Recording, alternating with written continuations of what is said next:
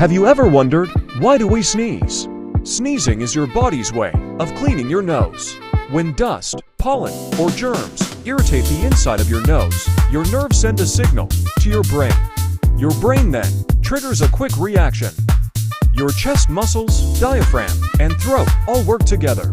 Air shoots out of your nose and mouth at around 100 miles per hour to push the irritant out.